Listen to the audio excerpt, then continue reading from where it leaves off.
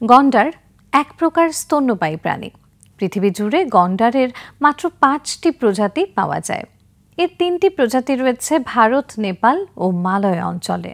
বাকি 2টি প্রজাতি রয়েছে আফ্রিকায়। প্রজাতিগুলো হলো ভারতীয় গন্ডার, জাভা দেশীয় গন্ডার, সুমাত্রার গন্ডার, সাদা গন্ডার ও কালো গন্ডার। ইংরেজিতে একে বলে রাইনোসেরাস বা রাইনো। গন্ডার বিশাল দেহী একটি প্রাণী। এদের প্রজাতিভেদে আকার আকৃতিতে পার্থক্য দেখা যায়। আকৃতির দিক থেকে আফ্রিকার সাদা গন্ডারই বৃহত্তম। অন্যদিকে সবচেয়ে ছোট গন্ডার প্রজাতি হল জাভা দেশীয় গন্ডার। এরা অত্যন্ত বদরাগী ও একগুঁয়ে স্বভাবের। এদের দৃষ্টিশক্তি অত্যন্ত কম, তবে এরা তীক্ষ্ণ ঘ্রাণ ও শ্রবণ শক্তির অধিকারী।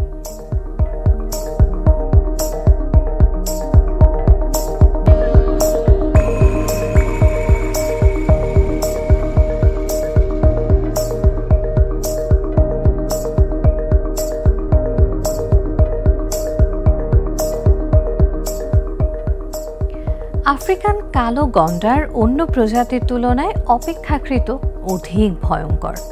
এরা সাধারণত এককভাবেই বিচরণ করে। বিশাল দেহের কারণেই এদের প্রায় সারা দিন খেতে হয়।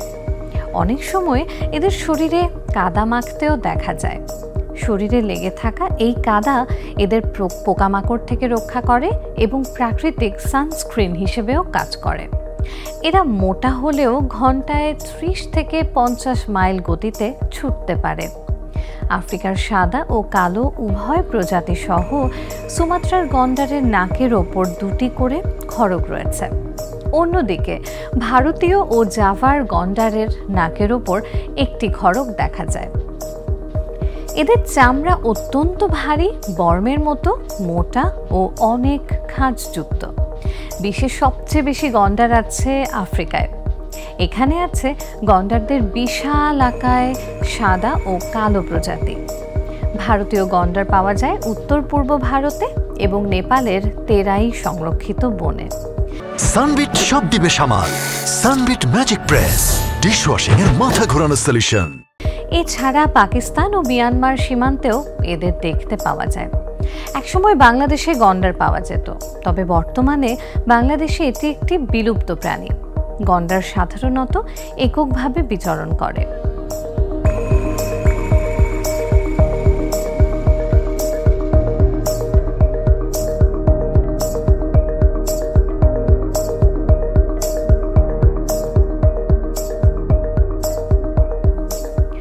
প্রজননকালে একাধিক পুরুষ গন্ডার সংঘর্ষে লিপ্ত হয়। এরপর জয়ী গন্ডার দীর্ঘ প্রেম নিবেদনের পর স্ত্রী গন্ডারের সঙ্গে মিলিত হয়। 15 থেকে 18 মাস গর্ভধারণের পর একটি বাচ্চা প্রসব করে। জন্মের সময় বাচ্চার ওজন থাকে 40 থেকে 64 কেজি।